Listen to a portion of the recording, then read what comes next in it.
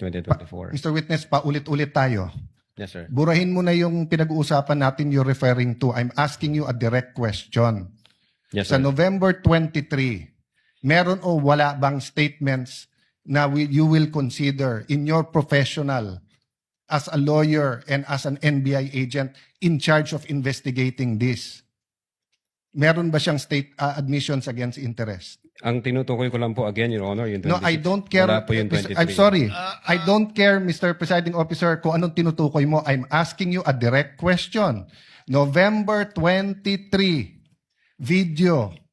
Meron o wala siyang admissions against her interest doon? Attorney Lotok, yes, no, I do not know, I do not remember.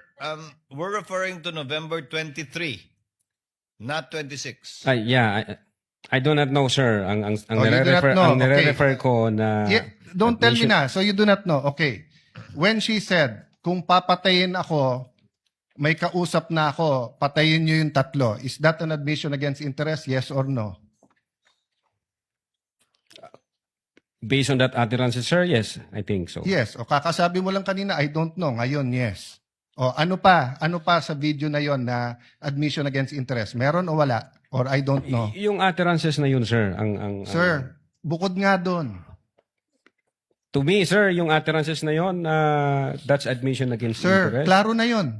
Tinanong ka na ng presiding officer, sagot mo, I don't know.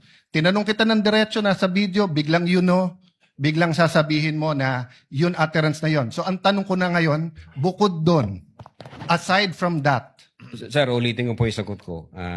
no, you don't need to answer. Yung sinabi ko po na No, I'm admission asking against you, interest. aside from the utterance, the statement, na kung papatayin nila ako, patayin sila, is there any other utterance during in that video that you would consider admission against In so far interest? as I remember, wala na po yun. Wala na, okay. When the Vice President said, yung pinamigay sa DepEd, isn't that an admission against her interest kung may pinamigay?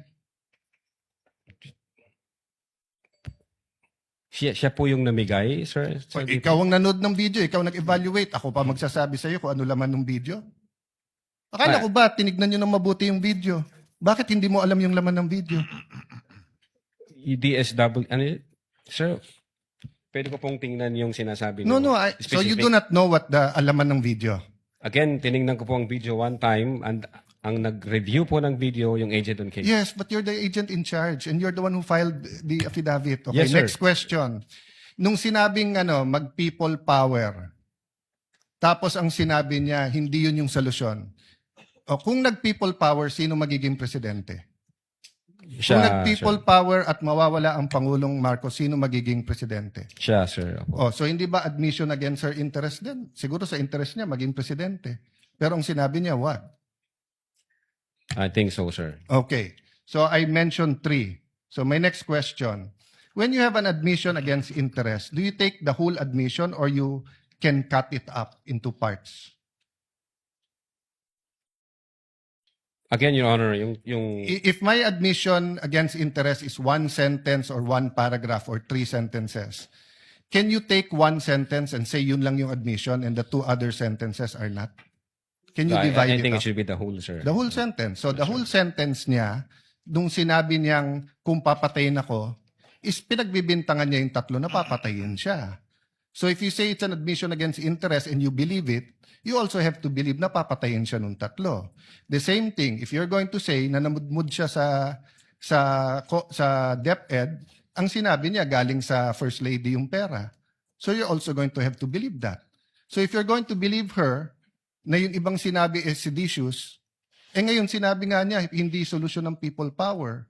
So as the evaluator, bakit hindi consistent yung evaluation niyo nung video? No, I think yung in so far as people power is concerned, I think sinabi niya yata na, yes ma'am, natutuwa ako dun sa ginagawa niyo. Hindi. Your Honor.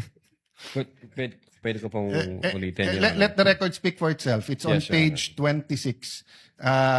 Same paragraph nung sinabi niyang papatayin, no? But having said that, last question, no? Bakit sa cybercrime ni-refer? Ba't hindi sa anti-terrorism or sinabi mo meron intel group? Bakit sa cybercrime? Your Honor, my cyber aspect po kasi yung violation. Okay. What are the aspects of the alleged threat? One is the cybercrime grave threat. The other one is a possible assassination threat, right? No, Your Honor. Yung sinasabi kong may cyber aspect, the utterances was made through Through cyber. And the by... utterance, in accordance with you, constitute grave threat. Yes, sir. But if she meant it, and if it is true, and if it is accurate, it's also an assassination plot, isn't it? Kung totoo yung utterance niya, napapapatay kita, may kausap na ako, hindi ba assassination plot yun? Maybe, sir, yes. No, hindi maybe.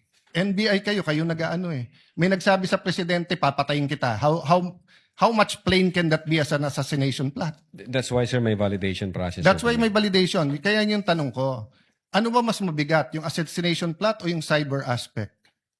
No, Your Honor. No, diretso yung tanong. Hindi no. Anong mas mabigat? It's a direct question. If you were NBI director now or whatever, you were PNP chief, dalawang iniimbestigahan mo, yung cyber aspect na pwedeng cyber libel, pwedeng grave threat, at yung assassination plot, ano mas mabigat sa dalawa? Ano yung prioritize mo? Your Honor, yung cyber aspect, based on the law, mag-a-add siya ng 1 degree higher doon sa... So, magdidebate tayo kung anong higher, papabayaan mong mapatay ang presidente. Kindly wind up, Senator Yes, Judge. I'm winding up. The point I want to make, Mr. President, is whether I was the PSC, the Executive Secretary, NBI, or an ordinary citizen, my first concern is wag mapatay ang presidente. Yes, sir. But instead of the NBI director taking it upon himself, giving it to the anti-terrorist or to the intelligence, sa cybercrime binigay. Your Honor, again, uulitin ko, yung utterances was made through information and So, communication technology. Kaya may I hope if jurisdiction any on one of my cybercrime colleagues here division. become president, magbago yung attitude ng NBI. Mas importante pala cyber kaso sa buhay ng presidente.